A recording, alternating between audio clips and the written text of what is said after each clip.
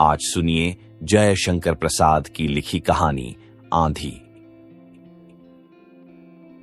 चंदा के तट पर बहुत से छतनारे वृक्षों की छाया है, किंतु मैं प्राय मुचकुंद के नीचे ही जाकर टहलता, बैठता और कभी कभी चांदनी में ऊँघने भी लगता।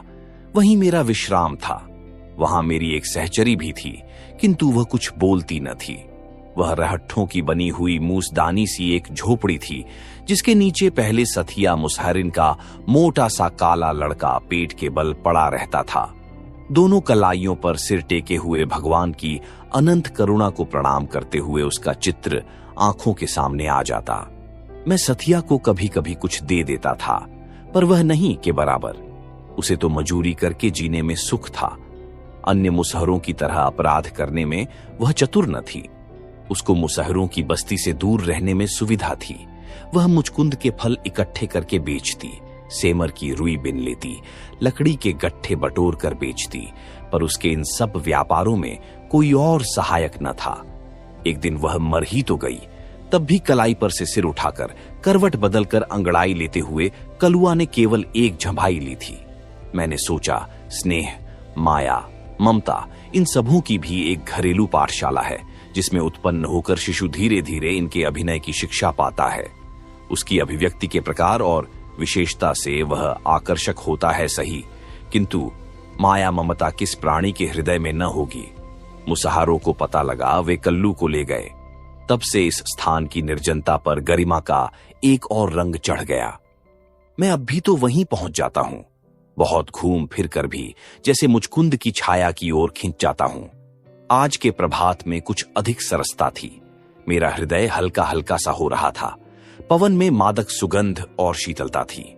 ताल पर नाचती हुई लाल लाल किरणें वृक्षों के अंतराल से बड़ी सुहावनी लगती थीं। मैं प्रजाते के सौरभ में अपने सिर को धीरे धीरे हिलाता हुआ कुछ गुनगुनाता चला जा रहा था। सहसा मुचकुंद के नीचे मुझे धुआं और कुछ मनुष्यों की चहल पहल का अनुमान हुआ।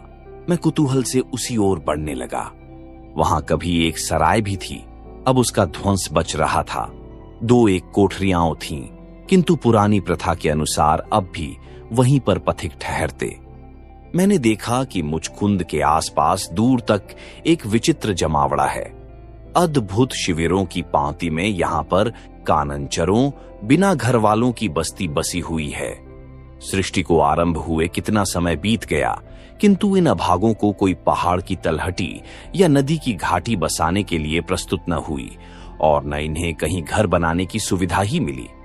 वे आज भी अपने चलते फिरते घरों को जानवरों पर लादे हुए घूमते ही रहते हैं। मैं सोचने लगा, ये सभ्य मानव समाज के विद्रोही हैं, तो भी इनका एक समाज है।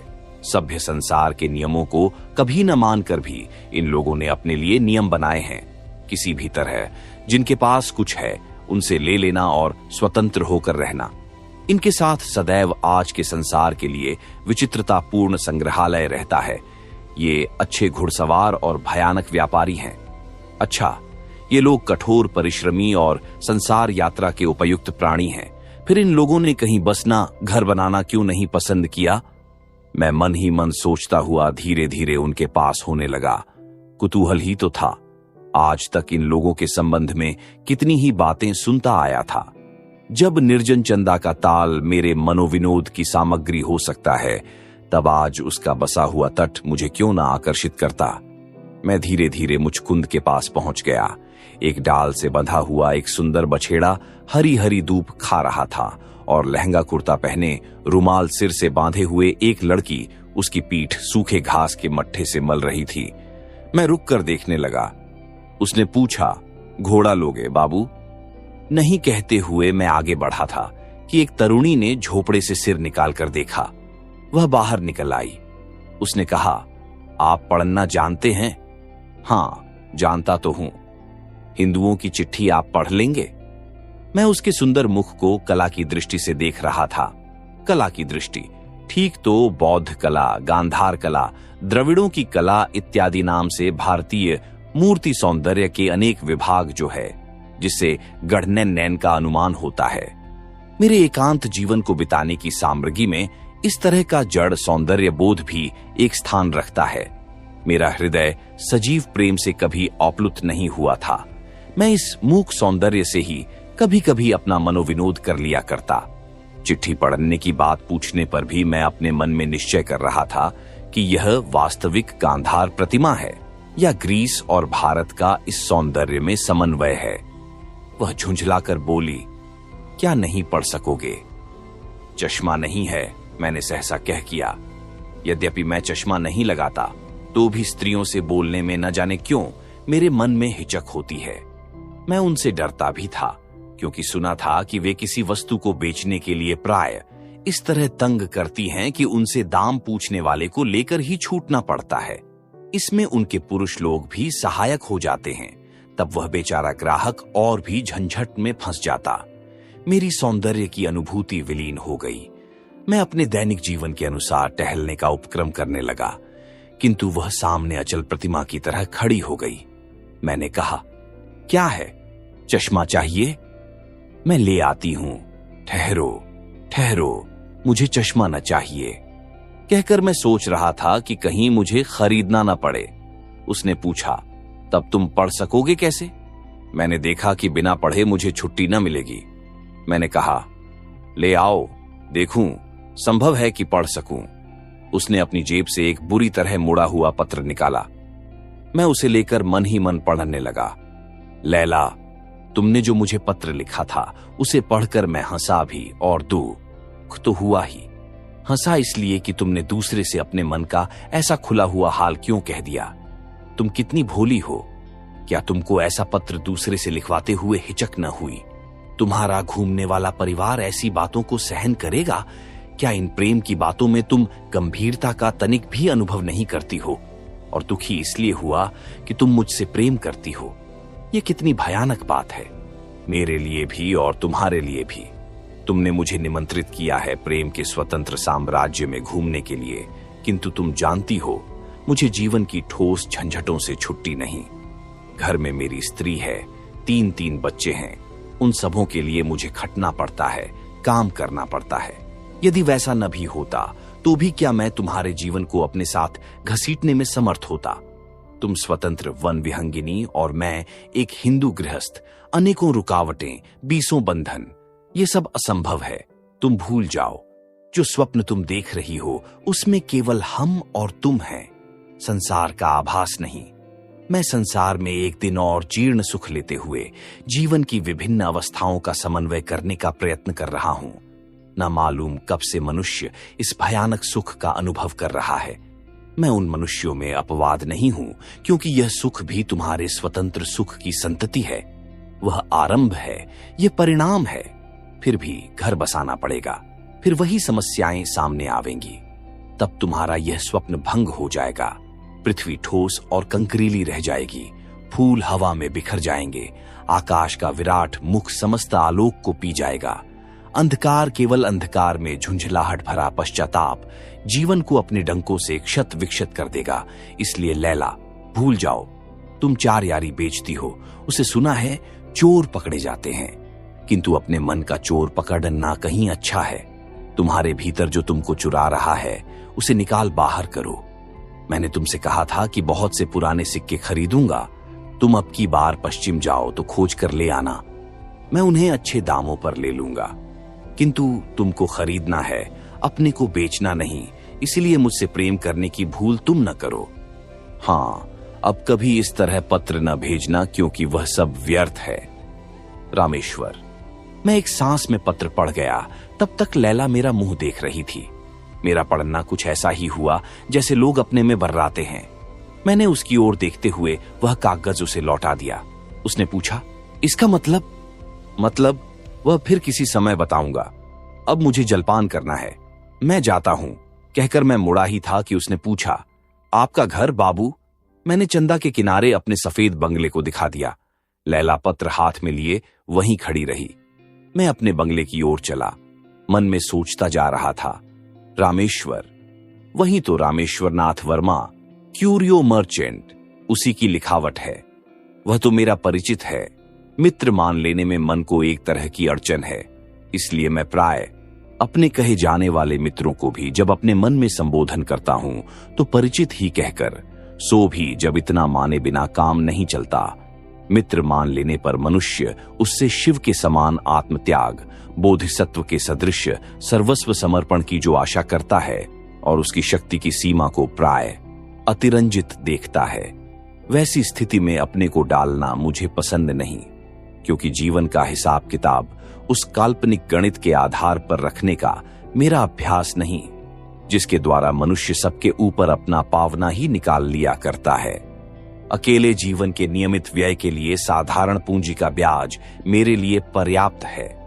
मैं सुखी विचरता हूं। हां, मैं जलपान करके कुर्सी पर बैठा हुआ अपनी डाक देख रहा था।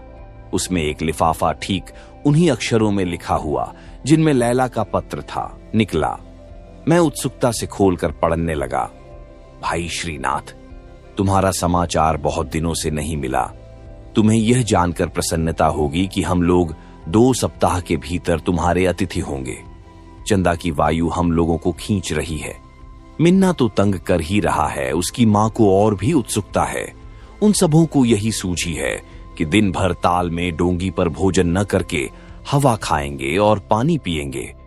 तुम्हें कष्ट तो न होगा। तुम्हारा रामेश्वर। पत्र पढ़ लेने पर जैसे कुतूहल मेरे सामने नाचने लगा। रामेश्वर के परिवार का स्नेह, उनके मधुर झगड़े, मान मनोबल समझौता और अभाव में भी संतोष, कितना सुंदर। मैं कल्पना करने लगा। रामेश्वर एक सफल कदंब है जिसके ऊपर मालती की लता अपनी सैकड़ों उलझनों से आनंद की छाया और आलिंगन का स्नेह सुरभि ढाल रही है। रामेश्वर का ब्याह मैंने देखा था। रामेश्वर के हाथ के ऊपर मालती की पीली हथेली जिसके ऊपर जलधारा पड़ रही थी। सचमुच यह संबंध कितना शीतल हुआ। उस समय मैं हंस रहा था। बालिका मालती और किशोर रामेश्वर, हिंदू समाज का यह परिहास, यह भीषण मनोविनोद तो भी मैंने देखा।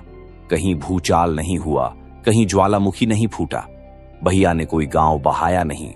रामेश्वर और मालती अपने सुख की फसल हर साल काटते हैं। मैंने जो सोचा, अभी अभी जो विचार मेरे मन में आया, वह न लिखूंगा। मेरी क्षुद्रता जलन के रूप में प्रकट होगी। किंतु मैं सच कहता हूं, मुझे रामेश्वर से जलन नहीं, तो भी मेरे उस विचार का मिथ्या अर्थ लोग लगा ही लेंगे। आजकल मनोविज्ञान का युग है ना। प्रत्येक ने मनोवृत्तियों के लिए हृदय को कबूतर का दरबा बना डाला है। इनके लिए सफेद, नीला, सुर्ख का श्रेणी विभाग कर लिया गया है। उतनी प्रकार की मनोवृत्तियों को गिनकर वर्गीकरण कर लेने का साहस भी होने लगा है। तो भी मैंने उस बात को सोच ही लिया। मेरे साधारण जीवन में एक लहर उठी, प्रसन्नता की स्निग्ध लहर। पारिवारिक सुखों से लिपटा हुआ प्रणय कलह देखूंगा। मेरे दायित्व विहीन जीवन का वह मनोविनोद होगा। मैं रामेश्वर को पत्र लिखने लगा। भाई रामेश्वर, तुम्हारे पत्र ने मुझ पर प्रसन्नता की वर्षा की है। मेरे शून्य जीवन को आनंद कोलाहल से कुछ ही दिनों के लिए सही भर देने का तुम्हारा प्रयत्न मेरे लिए सुख का कारण होगा। तुम अवश्य आओ और सबको साथ लेकर आओ। तुम्हारा श्रीनाथ। पुनश्च बंबई से आते हुए सूरन अवश्य लेते आना। यहां वैसा नहीं मिलता। सूरन की तरकारी की गर्मी में ही तुम लोग चंदा की ठंडी हवा झेल सकोगे, और साथ साथ अपनी चलती फिरती दुकान का एक बक्स जिस पर हम लोगों की बातचीत की परंपरा लगी रहे। नेगेटिव श्रीनाथ। दोपहर का भोजन कर लेने के बाद मैं थोड़ी देर अवश्य लेटता हूं। कोई पूछता है तो कह देता हूं कि यह निद्रा नहीं भाई, तंद्रा है। स्वास्थ्य को मैं उसे अपने आराम से चलने देता हूं। चिकित्सकों से सलाह पूछकर उसमें छेड़छाड़ करना मुझे ठीक नहीं झंझता। सच बात तो यह है कि मुझे वर्तमान युग की चिकित्सा में वैसा ही विश्वास है जैसे पाश्चात्य पुरातत्वज्ञों की खोज पर। जैसे वे सांची और अमरावती के स्तंभ तथा शिल्प के चिन्हों में वस्त्र पहनी हुई मूर्तियों को देखकर ग्रीक शिल्प कला का आभास पा जाते हैं और कल्पना कर बैठते हैं कि भारतीय बौद्ध कला ऐसी हो ही नहीं सकती, क्योंकि वे कपड़ा पहनना जानते ही न थे। फिर चाहे आप त्रिपिटक से ही प्रमाण क्यों न दें कि बिना अंतर्वासक, चीवर इत्यादि के भारत का कोई भी भिक्षु नहीं रहता था, पर वे कब मानने वाले। वैसे ही चिकित्सक के पास सिर में दर्द होने की दवा खोजने गए कि वह पेट से उसका संबंध जोड़कर कोई रेचक औषधि दे ही देगा। बेचारा कभी न सोचेगा कि कोई गंभीर विचार करते हुए जीवन की किसी कठिनाई से टकराते रहने से भी पीड़ा हो सकती है। तो भी मैं हल्की सी तंद्रा केवल तबीयत बनाने के लिए ले ही लेता हूं। शरद काल की उजली धूप ताल के नीले जल पर फैल रही थी। आंखों में चकाचौंधी लग रही थी। मैं कमरे में पड़ा अंगड़ाई ले रहा था। दुलारे ने आकर कहा, ईरानी नहीं नहीं, बलूची आए हैं। मैंने पूछा, कैसे ईरानी और बलूची? वही जो मूंगा फिरोजा चारयारी बेचते हैं, सिर में रुमाल बांधे हुए। मैं उठ खड़ा हुआ। दालान में आकर देखता हूं तो एक 20 बरस के युवक के साथ लैला। गले में चमड़े का बेग, पीठ पर छोटी छींट का रुमाल, एक निराला आकर्षक चित्र। लैला ने हंसकर पूछा, बाबू चारयारी लोगे? चारयारी? हाँ बाबू, चारयारी। इसके रहने से इसके पास सोना अशर्फी रहेगा, थैली कभी खाली न होगी। और बाबू, इससे चोरी का माल बहुत जल्द पकड़ा जाता है। साथ ही युवक ने कहा, ले लो बाबू, असली चारयारी, सोना का चारयारी। एक बाबू के लिए लाया था, वह मिला नहीं। मैं अब तक उन दोनों की सुरमीली आंखों को देख रहा था। सुरमे का घेरा गोरे गोरे मुंह पर आंख की विस्तृत सत्ता का स्वतंत्र साक्षी था। पतली लंबी गर्दन पर खिलौने सा मुंह टपाटप बोल रहा था। मैंने कहा, मुझे तो चारयारी नहीं चाहिए। किंतु वहां सुनता कौन है। दोनों सीढ़ी पर बैठ गए थे और लैला अपना बेग खोल रही थी। कई पोटलियां निकलीं। सहसा लैला के मुंह का रंग उड़ गया। वह घबराकर कुछ अपनी भाषा में कहने लगी। युवक उठ खड़ा हुआ। मैं कुछ न समझ सका। वह चला गया। अब लैला ने मुस्कुराते हुए बेग में से वही पत्र निकाला। मैंने कहा, इसे तो मैं पढ़ चुका हूं। इसका मतलब वह तुम्हारी चारयारी खरीदने फिर आवेगा, यही इसमें लिखा है। मैंने कहा, बस इतना ही? और भी कुछ है क्या बाबू? और जो उसने लिखा है वह मैं नहीं कह सकता। क्यों बाबू, क्यों न कह सकोगे? बोलो। लैला की वाणी में पुचकार, दुलार, झिड़कड़ी और आज्ञा थी। यह सब बात मैं नहीं। बीच में ही बात काटकर उसने कहा, नहीं क्यों? तुम जानते हो नहीं बोलोगे। उसने लिखा है, मैं तुमको प्यार करता हूं। लिखा है, बाबू। लैला की आंखों में स्वर्ग हंसने लगा। वह फुर्ती से पत्र मोड़कर रखती हुई हंसने लगी। मैंने अपने मन में कहा, अब यह पूछेगी वह कब आवेगा, कहां मिलेगा। किंतु लैला ने यह सब कुछ नहीं पूछा। वह सीढ़ियों पर अर्ध शयनावस्था में जैसे कोई सुंदर सपना देखती हुई मुस्कुरा रही थी। युवक दौड़ता हुआ आया। उसने अपनी भाषा में कुछ घबरा कर कहा, पर लैला लेटे ही लेटे कुछ बोली। युवक भी बैठ गया। लैला ने मेरी ओर देखकर कहा, तो बाबू वह आवेगा, मेरी चारयारी खरीदेगा। गुल से भी कह दो। मैंने समझ लिया कि युवक का नाम गुल है। मैंने कहा, हां, वह तुम्हारी चारयारी खरीदने आवेंगे। गुल ने लैला की ओर प्रसन्न दृष्टि से देखा, परंतु मैं जैसे भयभीत हो गया। अपने ऊपर संदेह होने लगा। लैला सुंदरी थी, पर उसके भीतर भयानक राक्षस की आकृति थी या देवमूर्ति। यह बिना जाने मैंने क्या कह दिया, इसका परिणाम भीषण भी हो सकता है। मैं सोचने लगा, रामेश्वर को मित्र तो मानता नहीं, किंतु मुझे उससे शत्रुता करने का क्या अधिकार है। चंदा के दक्षिणी तट पर ठीक मेरे बंगले के सामने एक पाठशाला थी। उसमें एक सिंहली सज्जन रहते थे। न जाने कहां कहां से उनको चंदा मिलता था। वे पास पड़ोस के लड़कों को बुलाकर पढ़ाने के लिए बिठाते थे। 2 मास्टरों को वेतन देते थे। उनका विश्वास था कि चंदा का तट किसी दिन तथागत के पवित्र चरण चिन्ह से अंकित हुआ था। वे आज भी उन्हें खोजते थे। बड़े शांत प्रकृति के जीव थे। उनका श्यामल शरीर, कुंचित केश, तीक्ष्ण दृष्टि, सिंहली विशेषता से पूर्ण विनय, मधुर वाणी और कुछ कुछ मोटे अधरों में 24 घंटे बसने वाली हंसी आकर्षण से भरी थी। मैं कभी कभी जब जीभ में खुजलाहट होती वहां पहुंच जाता। आज की वह घटना मेरे गंभीर विचार का विषय बनकर मुझे व्यस्त कर रही थी। मैं अपनी डोंगी पर बैठ गया। दिन अभी घंटे 1.5 घंटे बाकी था। उस पार खेकर डोंगी ले जाते बहुत देर नहीं हुई। मैं पाठशाला और ताल के बीच के उद्यान को देख रहा था। खजूर और नारियल के ऊंचे ऊंचे वृक्षों को जिसमें निराली छटा थी। एक नया पीपल अपने चिकने पत्तों की हरियाली में झूम रहा था। उसके नीचे शिला पर प्रज्ञा सारथी बैठे थे। नाव को अटकाकर मैं उनके समीप पहुंचा। अस्त होने वाले सूर्य बिंब की रंगीली किरणें उनके प्रशांत मुखमंडल पर पड़ रही थीं। 2-2.5 वर्ष पहले का चित्र दिखाई पड़ा, जब भारत की पवित्रता हजारों कोस से लोगों को वासना दमन करना सीखने के लिए आमंत्रित करती थी। आज भी आध्यात्मिक रहस्यों के उस देश में उस महती साधना का आशीर्वाद बचा है। अभी भी बोध वृक्ष पनपते हैं। जीवन की जटिल आवश्यकता को त्याग कर जब काशाय पहने संध्या के सूर्य के रंग में रंग मिलाते हुए ध्यान स्तिमित लोचन मूर्तियां अभी देखने में आती है, तब जैसे मुझे अपनी सत्ता का विश्वास होता है और भारत की अपूर्वता का अनुभव होता है। अपनी सत्ता का इसलिए कि मैं भी त्याग का अभिनय करता हूं ना, और भारत के लिए तो मुझे पूर्ण विश्वास है कि इसकी विजय धर्म में है। अधरों में कुंचित हंसी, आंखों में प्रकाश भरे प्रज्ञा सारथी ने मुझे देखते हुए कहा, आज मेरी इच्छा थी कि आपसे भेंट हो। मैंने हंसते हुए कहा, अच्छा हुआ कि मैं प्रत्यक्ष ही आ गया, नहीं तो ध्यान में बाधा पड़ती। श्रीनाथ जी, मेरे ध्यान में आपके आने की संभावना न थी, तो भी आज एक विषय पर आपकी सम्मति की आवश्यकता है।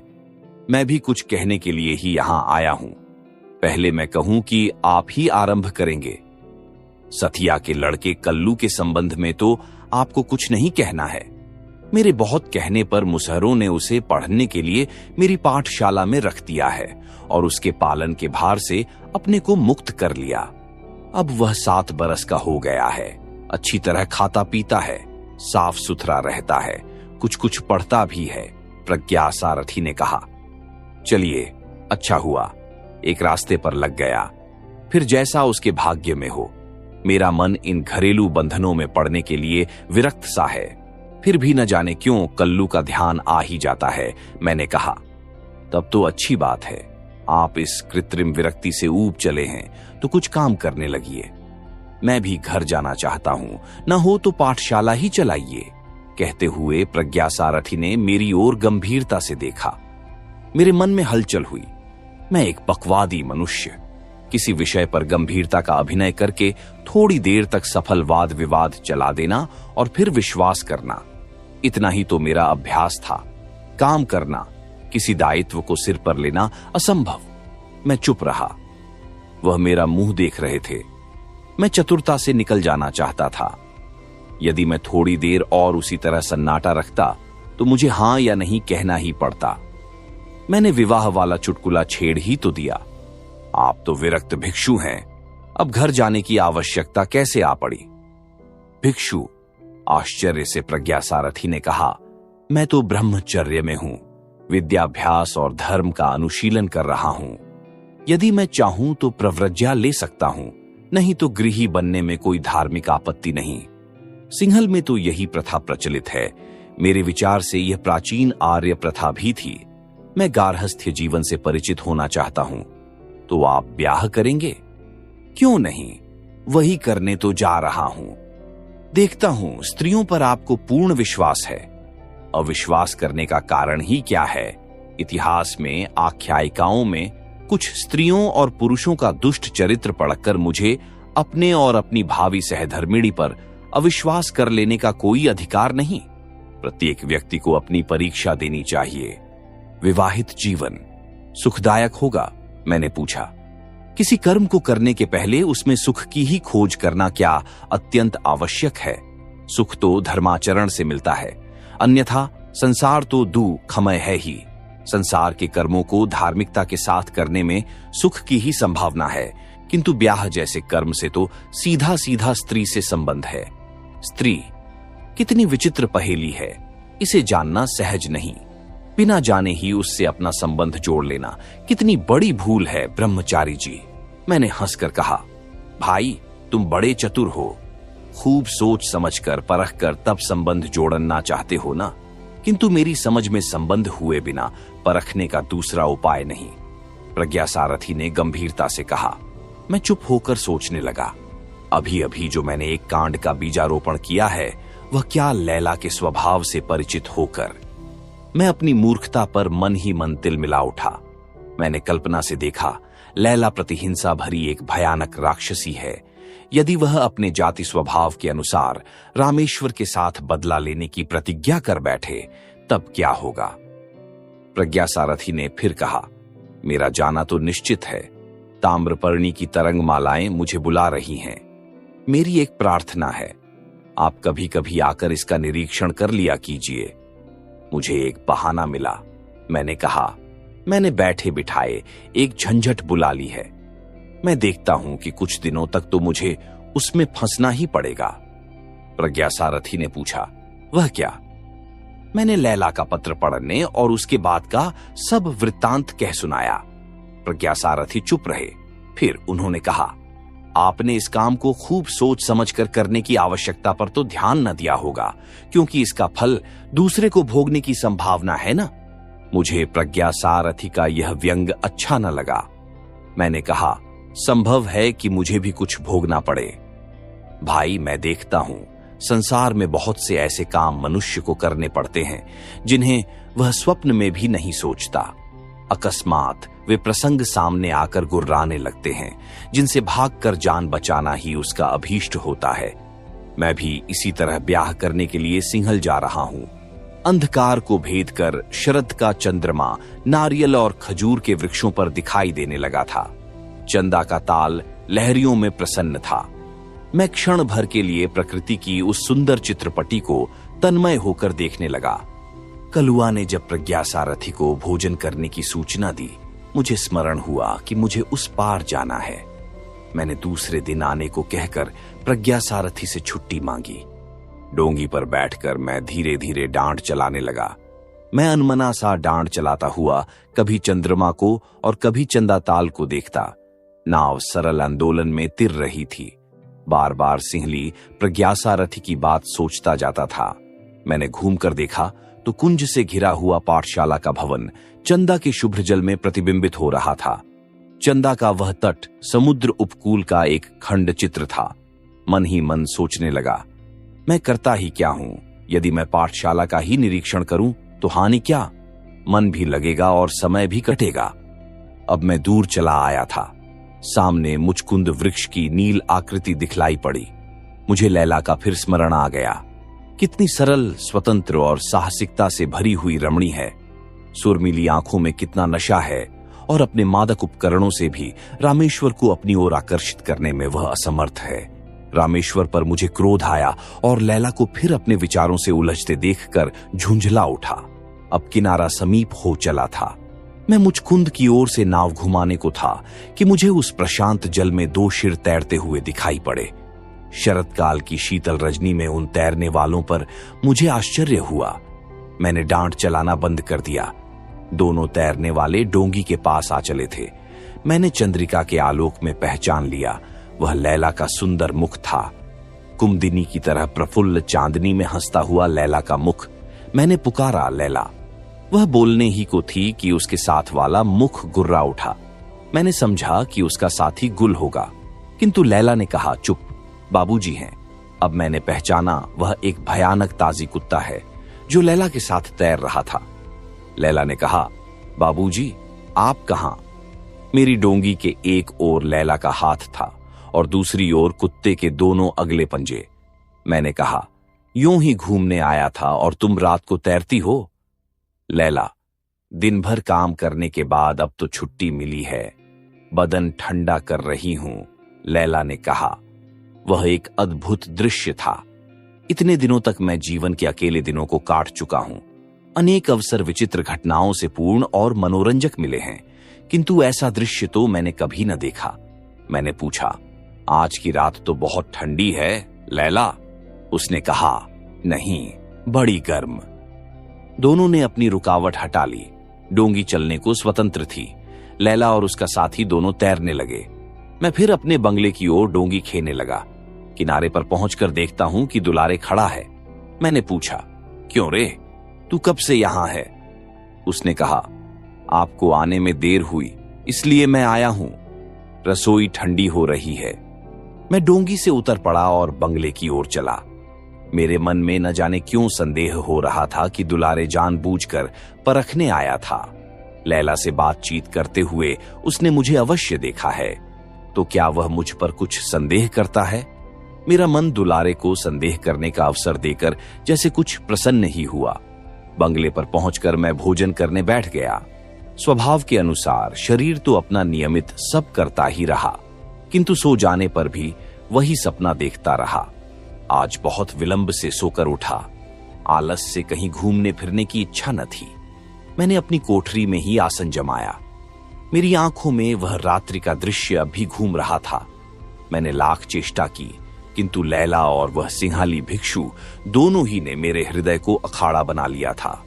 मैंने विरक्त होकर विचार परंपरा को तोड़ने के लिए बांसुरी बजाना आरंभ किया। आसावरी के गंभीर विलंबित आलापों में फिर भी लैला की प्रेमपूर्ण आकृति जैसे बनने लगती। मैंने बांसुरी बजाना बंद किया और ठीक विश्राम काल में ही मैंने देखा कि प्रज्ञा सारथी सामने खड़े हैं। मैंने उन्हें बैठाते हुए पूछा, आज आप इधर कैसे भूल पड़े? ये प्रश्न मेरी विचार विशृंखलता के कारण हुआ था, क्योंकि वे तो प्राय मेरे यहां आया ही करते थे। उन्होंने हंसकर कहा, मेरा आना भूल कर नहीं, किंतु कारण से हुआ है। कहिए, आपने उस विषय में कुछ स्थिर किया? मैंने अनजान बनकर पूछा, किस विषय में? प्रज्ञा सारथी ने कहा, वही पाठशाला की देखरेख करने के लिए, जैसा मैंने उस दिन आपसे कहा था। मैंने बात उड़ाने के ढंग से कहा, आप तो सोच विचार कर काम करने में विश्वास ही नहीं रखते। आपका तो यही कहना है ना कि मनुष्य प्राय अनिच्छावश बहुत से काम करने के लिए बाध्य होता है, तो फिर मुझे उस पर सोचने विचारने की क्या आवश्यकता थी? जब वैसा अवसर आवेगा तब देखा जाएगा। कृपया मेरी बातों का मनोनुकूल अर्थ न लगाइए। ये तो मैं मानता हूं कि आप अपने ढंग से विचार करने के लिए स्वतंत्र हैं, किंतु उन्हें क्रियात्मक रूप देने के समय आपकी स्वतंत्रता में मेरा विश्वास संदिग्ध हो जाता है। प्राय देखा जाता है हम लोग क्या करने जाकर क्या कर बैठते हैं, तो भी हम उसकी जिम्मेदारी से छूटते नहीं। मान लीजिए कि लैला के हृदय में एक दुराशा उत्पन्न करके आपने रामेश्वर के जीवन में अड़चन डाल दी है। संभव है यह घटना साधारण न रहकर कोई भीषण कांड उपस्थित कर सकती है और आपका मित्र अपने अनिष्ट करने वाले को न भी पहचान सके, तो क्या आप अपने ही मन के सामने इसके लिए अपराधी न ठहरेंगे?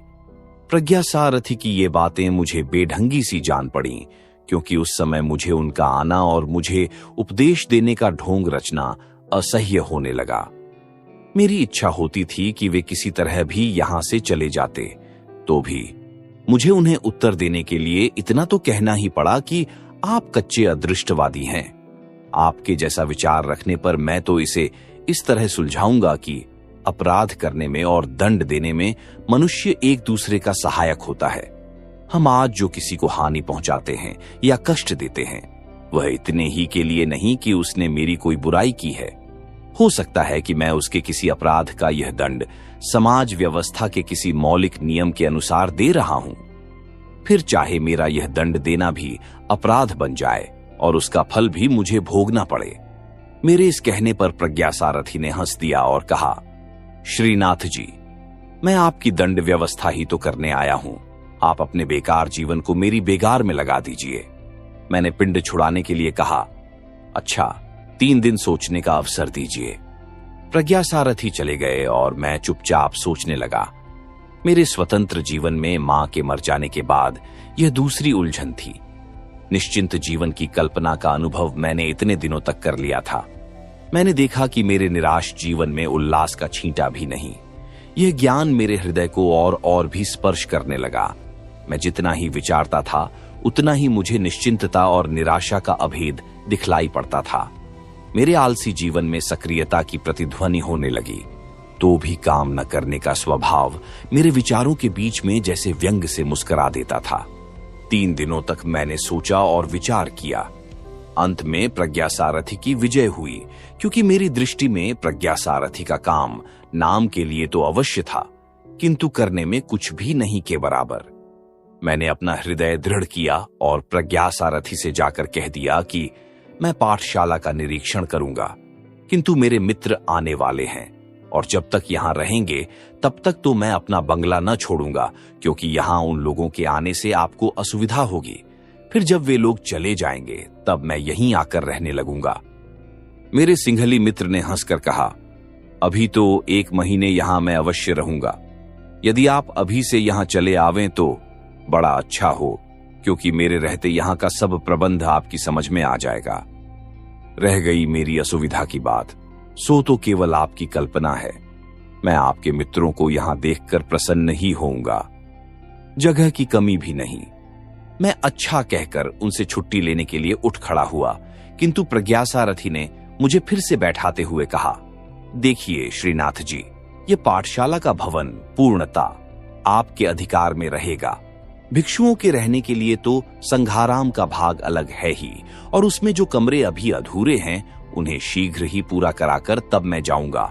और अपने संघ से मैं इसकी पक्की लिखा पढ़ी कर रहा हूं कि आप पाठशाला के आजीवन अवैतनिक प्रधानाध्यक्ष रहेंगे और उसमें किसी को हस्तक्षेप करने का अधिकार न होगा।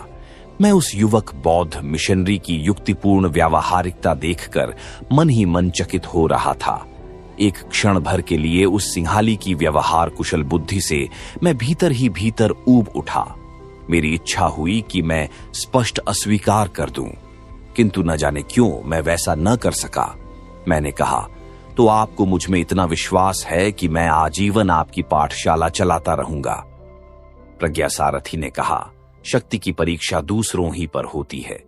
यदि मुझे आपकी शक्ति का अनुभव हो तो कुछ आश्चर्य की बात नहीं।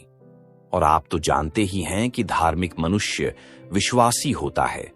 सूक्ष्म रूप से जो कल्याण ज्योति मानवता में अंतर्निहित है, मैं तो उसमें अधिक से अधिक श्रद्धा करता हूं। विपथगामी होने पर वही संत होकर के मनुष्य का अनुशासन करती है, यदि उसकी पशुता ही प्रबल न हो गई हो तो। मैंने प्रज्ञासारथी की आंखों से आंख मिलाते हुए देखा। उसमें तीव्र संयम की ज्योति चमक रही थी। मैं प्रतिवाद न कर सका और यह कहते हुए खड़ा हुआ कि अच्छा, जैसा आप कहते हैं वैसा ही होगा। मैं धीरे धीरे बंगले की ओर लौट रहा था। रास्ते में अचानक देखता हूं कि दुलारे दौड़ा हुआ चला आ रहा है। मैंने पूछा, क्या है रे? उसने कहा, बाबूजी, घोड़ा गाड़ी पर बहुत से आदमी आए हैं, वे लोग आपको पूछ रहे हैं। मैंने समझ लिया कि रामेश्वर आ गया। दुलारे से कहा कि तू दौड़ जा, मैं यहीं खड़ा हूं, उन लोगों को सामान सहित यहीं लिवा ला। दुलारे तो बंगले की ओर भागा, किंतु मैं उसी जगह अविचल भाव से खड़ा रहा। मन में विचारों की आंधी उठने लगी। रामेश्वर तो आ गया और वे ईरानी भी यहीं हैं। ओह, मैंने कैसी मूर्खता की। तो मेरे मन को जैसे ढाढ़स हुआ कि रामेश्वर मेरे बंगले में नहीं ठहरता है। इस बौद्ध पाठशाला तक लैला क्यों आने लगी, जैसे लैला को वहां आने में कोई दैवी बाधा हो। फिर मेरा सिर चकराने लगा। मैंने कल्पना की आंखों से देखा कि लैला अबाध गति से चलने वाली एक निर्झरणी है। पश्चिम की सर्राटे से भरी हुई वायु तरंग माला है। उसको रोकने की किसमें सामर्थ्य है। और फिर अकेले रामेश्वर ही तो नहीं, उसकी स्त्री भी उसके साथ है। अपनी मूर्खता पूर्ण करनी से मेरा ही दम घुटने लगा। मैं खड़ा खड़ा झील की ओर देख रहा था।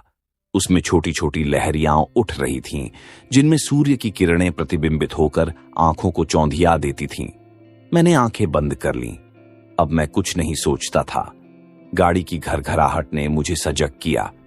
मैंने देखा कि रामेश्वर गाड़ी का पल्ला खोलकर वहीं सड़क में उतर रहा है।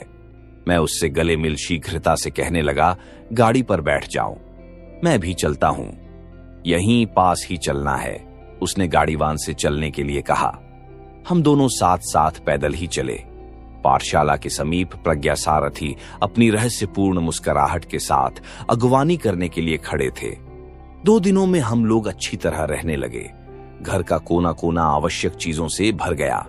प्रज्ञासारथी इसमें बराबर हम लोगों के साथी हो रहे थे। और सबसे अधिक आश्चर्य मुझे मालती को देखकर हुआ। वह मानो इस जीवन की संपूर्ण गृहस्थी यहां सजा कर रहेगी। मालती एक स्वस्थ युवती थी, किंतु दूर से देखने में अपनी छोटी सी आकृति के कारण वह बालिका सी लगती थी। उसकी तीनों संतानें बड़ी सुंदर थीं। मिन्ना 6 बरस का, रज्जन 4 का और कमलो 2 की थी। कमलो सचमुच एक गुड़िया थी। कल्लू का उससे इतना घना परिचय हो गया कि दोनों को एक दूसरे बिना चैन नहीं।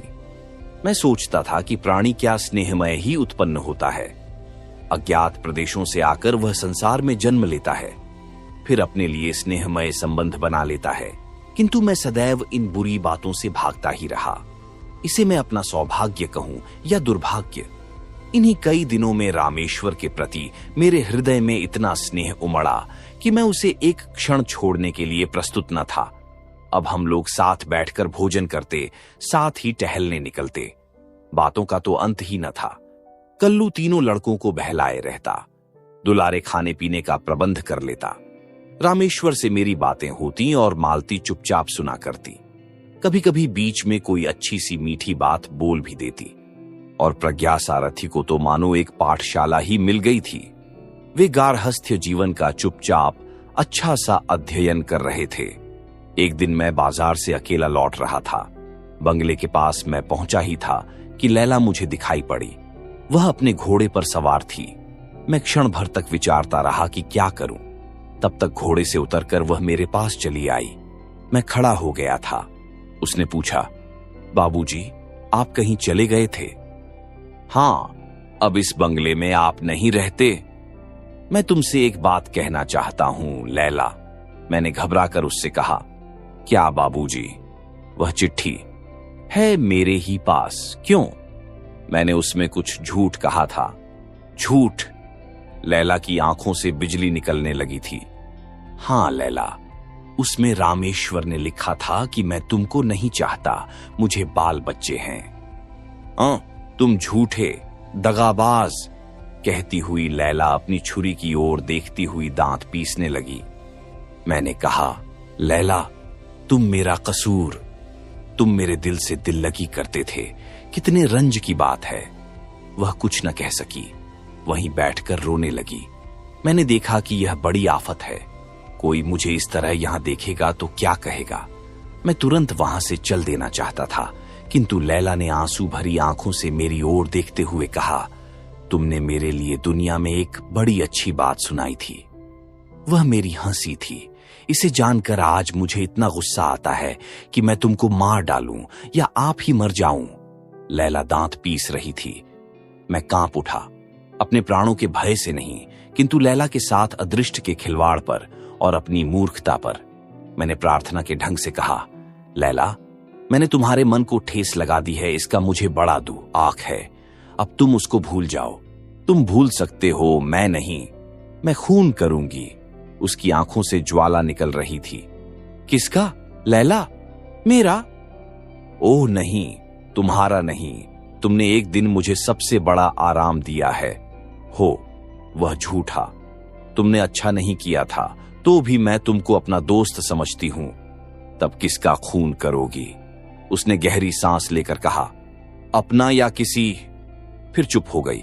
मैंने कहा, तुम ऐसा न करोगी लैला। मेरा और कुछ कहने का साहस नहीं होता था। उसी ने फिर पूछा, वह जो तेज हवा चलती है, जिसमें बिजली चमकती है, बर्फ गिरती है, जो बड़े बड़े पेड़ों को तोड़ डालती है, हम लोगों के घरों को उड़ा ले जाती है। आंधी, मैंने बीच ही में कहा। हां, वही मेरे यहां चल रही है, कहकर लैला ने अपनी छाती पर हाथ रख दिया। लैला, मैंने अधीर होकर कहा, मैं उसको एक बार देखना चाहती हूं। उसने भी व्याकुलता से मेरी ओर देखते हुए कहा, मैं उसे दिखा दूंगा, पर तुम उसकी कोई बुराई तो न करोगी? मैंने कहा। हुश, कहकर लैला ने अपनी काली आंखें उठाकर मेरी ओर देखा। मैंने कहा, अच्छा लैला, मैं दिखा दूंगा, कल मुझसे यहीं मिलना। कहती हुई वह अपने घोड़े पर सवार हो गई। उदास लैला के बोझ से वह घोड़ा भी धीरे धीरे चलने लगा और लैला झुकी हुई सी उस पर मानो किसी तरह बैठी थी। मैं वहीं थोड़ी देर तक खड़ा रहा और फिर धीरे धीरे अनिच्छापूर्वक पाठशाला की ओर लौटा। प्रज्ञा सारथी पीपल के नीचे शिलाखंड पर बैठे थे। मिन्ना उनके पास खड़ा उनका मुंह देख रहा था। प्रज्ञा सारथी की रहस्यपूर्ण हंसी आज अधिक उदार थी। मैंने देखा कि वह उदासीन विदेशी अपनी समस्या हल कर चुका है। बच्चों की चहल पहल ने उसके जीवन में वांछित परिवर्तन ला दिया है। और मैं कह चुका था, इसलिए दूसरे दिन लैला से भेंट करने पहुंचा। देखता हूं कि वह पहले ही से वहां बैठी है। निराशा से उदास उसका मुंह आज पीला हो रहा था। उसने हंसने की चेष्टा नहीं की और न मैंने ही। उसने पूछा, तो कब, कहां चलना होगा? मैं तो सूरत में उससे मिली थी। वहीं उसने मेरी चिट्ठी का जवाब दिया था। अब कहां चलना होगा? मैं भौंचक सा हो गया। लैला को विश्वास था कि सूरत, बंबई, कश्मीर, वह चाहे कहीं हो, मैं उसे लिवाकर चलूंगा ही और रामेश्वर से भेंट करा दूंगा। संभवत उसने मेरे परिहास का दंड निर्धारित कर लिया था। मैं सोचने लगा क्या कहूं। लैला ने फिर कहा, मैं उसकी बुराई न करूंगी, तुम डरो मत। मैंने कहा, वह यहीं आ गया है, उसके बाल बच्चे सब साथ हैं। लैला, तुम चलोगी? वह एक बार सिर से पैर तक कांप उठी और मैं भी घबरा गया। मेरे मन में नई आशंका हुई। आज मैं क्या दूसरी भूल करने जा रहा हूं। उसने संभल कर कहा, हां चलूंगी बाबू। मैंने गहरी दृष्टि से उसके मुंह की ओर देखा तो अंधड़ नहीं, किंतु एक शीतल मलय का व्याकुल झोंका उसकी घुंघराली लटों के साथ खेल रहा था। मैंने कहा, अच्छा मेरे पीछे पीछे चलो आओ। मैं चला और वह मेरे पीछे थी। जब पाठशाला के पास पहुंचा तो मुझे हारमोनियम का स्वर और मधुर आलाप सुनाई पड़ा। मैं ठिठक कर सुनने लगा, रमणी कंठ की मधुर ध्वनि। मैंने देखा कि लैला की भी आंखें उस संगीत के नशे में मतवाली हो चली हैं। उधर देखता हूं तो कमलों को गोद में लिए प्रज्ञासारथी भी झूम रहे हैं। अपने कमरे में मालती छोटे से सफरी बाजे पर पीलू गा रही है और अच्छी तरह गा रही है। रामेश्वर लेटा हुआ उसके मुंह की ओर देख रहा है। पूर्ण तृप्ति, प्रसन्नता की माधुरी दोनों के मुंह पर खेल रही है। पास ही रंजन और मिन्ना बैठे हुए अपने माता और पिता को देख रहे हैं। हम लोगों के आने की बात कौन जानता है। मैंने एक क्षण के लिए अपने को कोसा। इतने सुंदर संसार में कलह की ज्वाला जलाकर मैं तमाशा देखने चला था। हाय रे मेरा कुतूहल। और लैला स्तब्ध अपनी बड़ी बड़ी आंखों से एकटक न जाने क्या देख रही थी। मैं देखता था कि कमलो प्रज्ञासारथी की गोद से धीरे से खिसक पड़ी और बिल्ली की तरह पैर दबाती हुई अपनी मां की पीठ पर हंसती हुई गिर पड़ी और बोली, मां। और गाना रुक गया। कमलो के साथ मिन्ना और रंजन भी हंस पड़े। रामेश्वर ने कहा, कमलो तू बली पाजी है, ले। बा पाजी लाल कहकर कमलो ने अपनी नन्ही सी उंगली उठाकर हम लोगों की ओर संकेत किया। रामेश्वर तो उठकर बैठ गए। मालती ने मुझे देखते ही सिर का कपड़ा तनिक आगे की ओर खींच लिया और लैला ने रामेश्वर को देखकर सलाम किया। दोनों की आंखें मिली। रामेश्वर के मुंह पर पल भर के लिए एक घबराहट दिखाई पड़ी। फिर उसने संभल कर पूछा, अरे लैला, तुम यहां कहां? चार यारी न लोगे बाबू? कहती हुई लैला निर्भीक भाव से मालती के पास जाकर बैठ गई। मालती लैला पर एक सलज्ज मुस्कान छोड़ती हुई उठ खड़ी हुई। लैला उसका मुंह देख रही थी, किंतु उस ओर ध्यान न देकर मालती ने मुझसे कहा, भाई जी, आपने जलपान नहीं किया। आज तो आप ही के लिए मैंने सूरन के लड्डू बनाए हैं, तो देती क्यों नहीं पगली? मैं सवेरे से ही भूखा भटक रहा हूं, मैंने कहा। मालती जलपान ले आने गई। रामेश्वर ने कहा, चार यारी ले आई हो? लैला ने हां कहते हुए अपना बैग खोला। फिर रुककर उसने अपने गले से एक ताबीज निकाला। रेशम से लिपटा हुआ चौकोर ताबीज का सीवन खोलकर उसने वह चिट्ठी निकाली। मैं स्थिर भाव से देख रहा था। लैला ने कहा, पहले बाबूजी, इस चिट्ठी को पढ़ दीजिए। रामेश्वर ने कंपित हाथों से उसको खोला। वह उसी का लिखा हुआ पत्र था। उसने घबराकर लैला की ओर देखा। लैला ने शांत स्वरों में कहा, पढ़िए बाबू, मैं आप ही के मुंह से सुनना चाहती हूं। रामेश्वर ने दृढ़ता से पढ़ना आरंभ किया, जैसे उसने अपने हृदय का समस्त बल आने वाली घटनाओं का सामना करने के लिए एकत्र कर लिया हो, क्योंकि मालती जलपान लिए आ ही रही थी। रामेश्वर ने पूरा पत्र पढ़ लिया, केवल नीचे अपना नाम नहीं पढ़ा।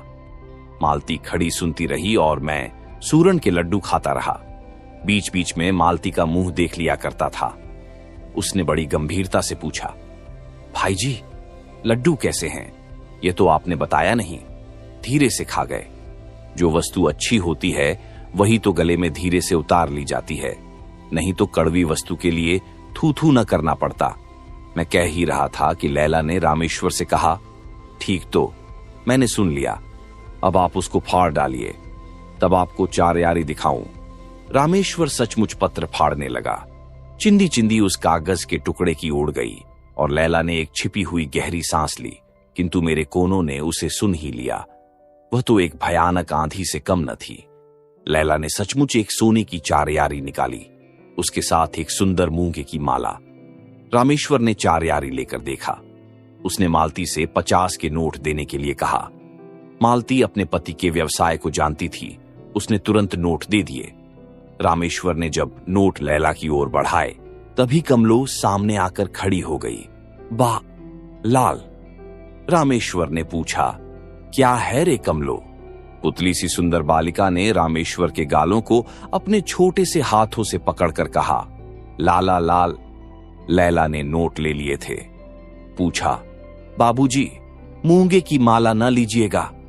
नहीं। लैला ने माला उठाकर कमलो को पहना दी। रामेश्वर नहीं नहीं कर ही रहा था, किंतु उसने सुना नहीं। कमलो ने अपनी मां को देखकर कहा, मां, लाल। वह हंस पड़ी और कुछ नोट रामेश्वर को देते हुए बोली, तो ले न लो, इसका भी दाम दे दो। लैला ने तीव्र दृष्टि से मालती को देखा। मैं तो सहम गया था। मालती हंस पड़ी। उसने कहा, क्या दाम न लोगी? लैला कमलो का मुंह चूमती हुई उठ खड़ी हुई। मालती अवाक, रामेश्वर स्तब्ध, किंतु मैं प्रकृतिस्थ था। लैला चली गई। मैं विचारता रहा, सोचता रहा। कोई अंत न था और छोर को पता नहीं। लैला, प्रज्ञा सारथी, रामेश्वर और मालती सभी मेरे सामने बिजली के पुतलों से चक्कर काट रहे थे।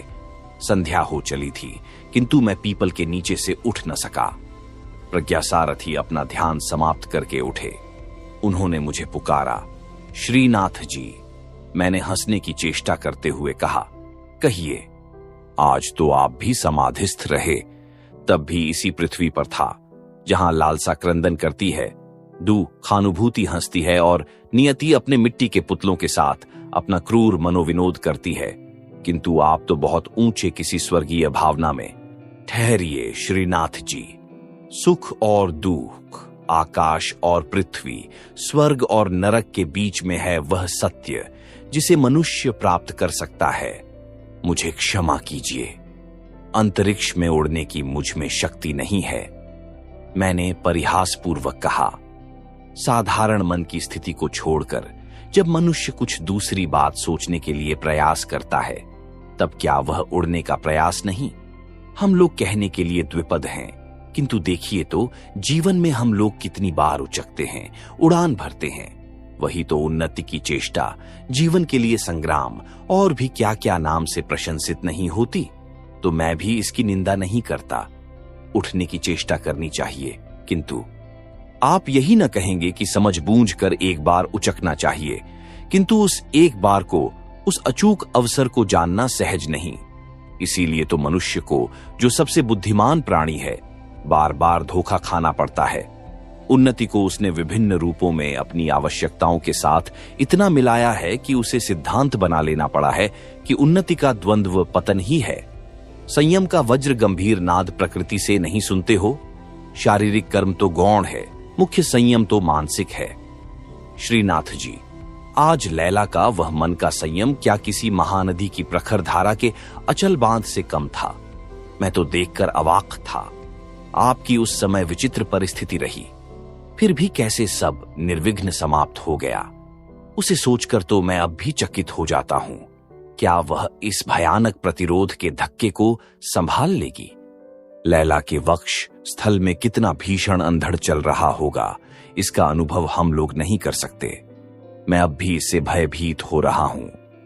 प्रज्ञा सारथी चुप रहकर धीरे धीरे कहने लगे, मैं तो कल जाऊंगा। यदि तुम्हारी सम्मति हो तो रामेश्वर को भी साथ चलने के लिए कहूं।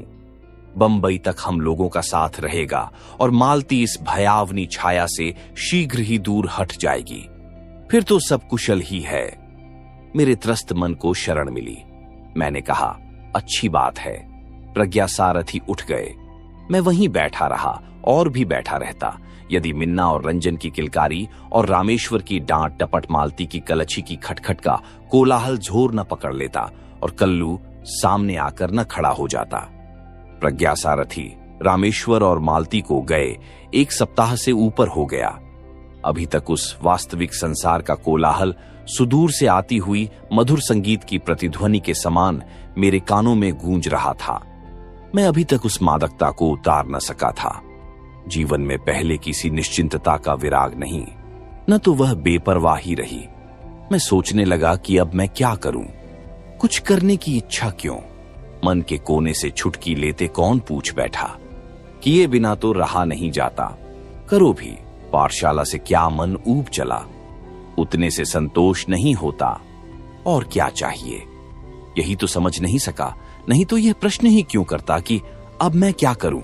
मैंने झुंझला कर कहा। मेरी बातों का उत्तर लेने देने वाला मुस्कुराकर हट गया। मैं चिंता के अंधकार में डूब गया। वह मेरी ही गहराई थी जिसकी मुझे थाह न लगी। मैं प्रकृतिस्थ हुआ कब, जब एक उदास और ज्वालामयी तीव्र दृष्टि मेरी आंखों में घुसने लगी। अपने उस अंधकार में मैंने एक ज्योति देखी। मैं स्वीकार करूंगा कि वह लैला थी। इस पर हंसने की इच्छा हो तो हंस लीजिए, किंतु मैं लैला को पा जाने के लिए विकल नहीं था, क्योंकि लैला जिसको पाने की अभिलाषा करती थी वही उसे न मिला, और परिणाम ठीक मेरी आंखों के सामने था। तब मेरी सहानुभूति क्यों जगी? हां, वह सहानुभूति थी। लैला जैसे दीर्घ पथ पर चलने वाले मुंहपथिक की चिरसंगिनी थी। उस दिन इतना ही विश्वास करके मुझे संतोष हुआ। रात को कलुआ ने पूछा, बाबूजी, आप घर न चलिएगा? मैं आश्चर्य से उसकी ओर देखने लगा। उसने हठ भरी आंखों से फिर वही प्रश्न किया। मैंने हंसकर कहा, मेरा घर तो यही है रे कलुआ।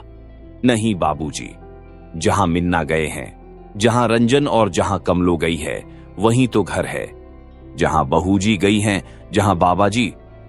हठात प्रज्ञा सारथी का मुझे स्मरण हो आया।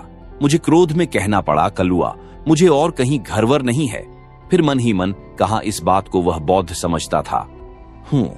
सबको घर है, बाबाजी को, बहूजी को, मिन्ना को, सबको है, आपको नहीं है, उसने ठुनकते हुए कहा। किंतु मैं अपने ऊपर झुंझला रहा था। मैंने कहा, बकवाद न कर, जा सो रह, आजकल तू पढ़ता नहीं।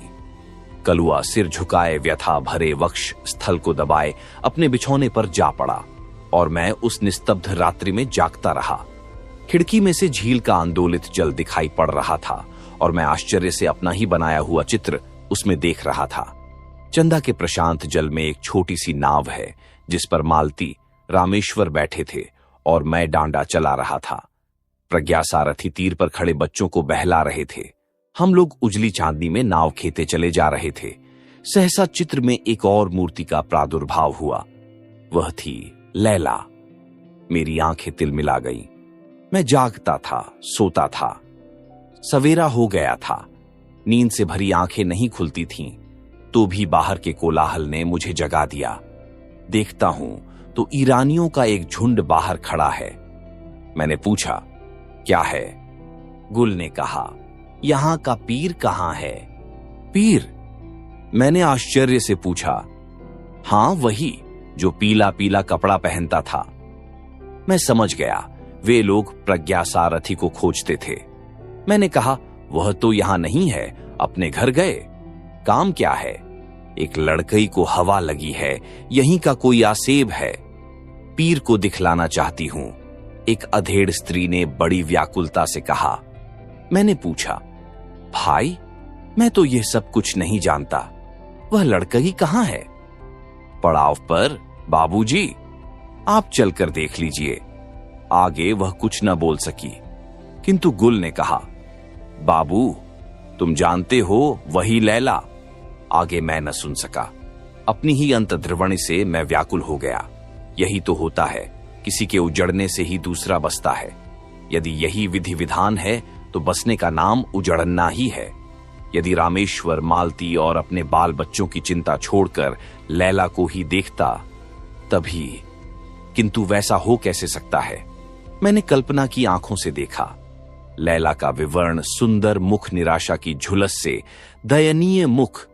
उन ईरानियों से फिर बात न करके मैं भीतर चला गया और तकिए में अपना मुंह छिपा लिया। पीछे सुना, कलुआ डांट बताता हुआ कह रहा है, जाओ जाओ, यहां बाबाजी नहीं रहते। मैं लड़कों को पढ़ाने लगा। कितना आश्चर्यजनक भयानक परिवर्तन मुझ में हो गया, उसे देखकर मैं ही विस्मित होता था। कलुआ इन्हीं कई महीनों में मेरा एकांत साथी बन गया। मैंने उसे बार बार समझाया, किंतु वह बीच बीच में मुझसे घर चलने के लिए कह बैठता ही था। मैं हताश हो गया। अब वह जब घर चलने की बात कहता तो मैं सिर हिलाकर कह देता, अच्छा अभी चलूंगा। दिन इसी तरह बीतने लगे। बसंत के आगमन से प्रकृति सिहर उठी। वनस्पतियों की रोमावली पुलकित थी। मैं पीपल के नीचे उदास बैठा हुआ ईषत शीतल पवन से अपने शरीर में फुरहरी का अनुभव कर रहा था। आकाश की आलोकमाला चंदा की वीचियों में डुबकियां लगा रही थी। निस्तब्ध रात्रि का आगमन बड़ा गंभीर था। दूर से एक संगीत की नन्ही नन्ही करुण वेदना की तान सुनाई पड़ रही थी। उस भाषा को मैं नहीं समझता था। मैंने समझा यह भी कोई छलना होगी। फिर सहसा मैं विचारने लगा कि नियति भयानक वेग से चल रही है। आंधी की तरह उसमें असंख्य प्राणी तृणतूलिका के समान इधर उधर बिखर रहे हैं। कहीं से लाकर किसी को वह मिला ही देती है और ऊपर से कोई बोझे की वस्तु भी लाद देती है कि वे चिरकाल तक एक दूसरे से संबद्ध रहे। सचमुच कल्पना प्रत्यक्ष हो चली। दक्षिण का आकाश धूसर हो चला। एक दानव ताराओं को निगलने लगा। पक्षियों का कोलाहल बढ़ा। अंतरिक्ष व्याकुल हो उठा। कड़कड़ाहट में सभी आश्रय खोजने लगे। किंतु मैं कैसे उठता? वह संगीत की ध्वनि समीप आ रही थी। वज्र निर्घोष को भेद कर कोई कलेजे से गा रहा था। अंधकार के साम्राज्य में तृण, लता, वृक्ष सचराचर कंपित हो रहे थे। कलुआ की चित्कार सुनकर भीतर चला गया।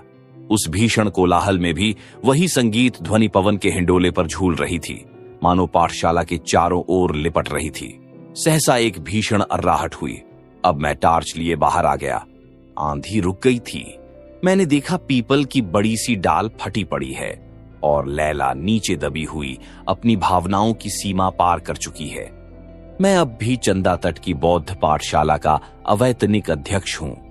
प्रज्ञासारथी के नाम को कोसता हुआ दिन बिताता हूं। कोई उपाय नहीं। वहीं जैसे मेरे जीवन का केंद्र है, आज भी मेरे हृदय में आंधी चला करती है और उसमें लैला का मुख बिजली की तरह कौंधा करता है। आप सुन रहे थे जय शंकर प्रसाद की लिखी कहानी आंधी।